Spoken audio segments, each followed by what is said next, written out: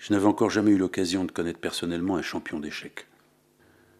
Comment se figurer l'activité d'un cerveau exclusivement occupé, sa vie durant, d'une surface de 64 cases noires et blanches.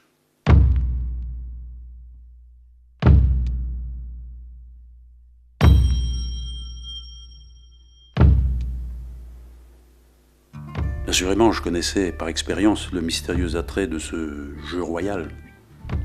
Le seul entre tous les jeux inventés par les hommes, le seul qui échappe souverainement à la tyrannie du hasard. Mais n'est-ce pas déjà le limiter injurieusement que d'appeler les échecs un jeu? N'est-ce pas aussi une science, un art, ou quelque chose qui est suspendu entre l'un et l'autre, et qui réunit un nombre incroyable de contraires? Il est étroitement limité dans un espace géométrique fixe, et pourtant ces combinaisons sont illimitées.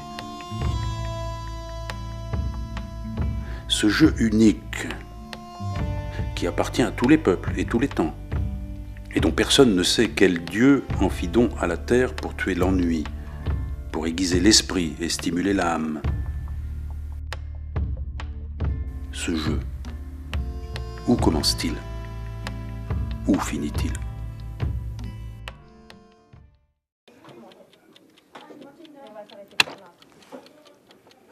Sạc. Thằng này tấn công hay quá. Step gel van top. Không biết chơi cái con ngựa lại phải đè và đi đây. Drugier top. Plus on évolue, plus on progresse et plus on attache d'importance au premier coup de la partie. C'est dans l'ouverture. Les premiers coups de la partie, c'est l'ouverture. Et c'est là que l'on pose en fait les éléments stratégiques. Il y a des moments un peu cristallins. Enfin, je veux dire par là, des moments où les choses se cristallisent, où les cavaliers, les fous, les tours se rassemblent autour du roi. Et donc, en fait, cette concentration de pièces fait qu'il y a une sorte de feu d'artifice qui s'exprime assez fréquemment au cours de la partie. Alors, quand on est jeune, c'est un peu la maîtrise de l'adversité. Quand on a de bons professeurs, on apprend le calme. Tout à l'heure, je parlais un petit peu de yoga, mais c'est une respiration, en fait, au cours de la partie. Et c'est quelque part aussi une façon d'apnée intellectuelle.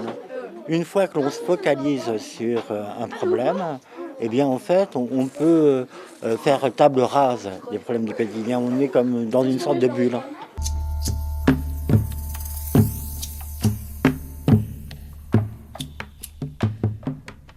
Ne pas avancer maintenant. Éviter l'adversaire. Il faut que j'éloigne mon roi de la ligne G8, H7. Il va probablement attaquer sur l'autre flanc, mais ça, je peux y parer en jouant tour C8, C4. Ça lui coûtera 2 coups, un pion et sa supériorité.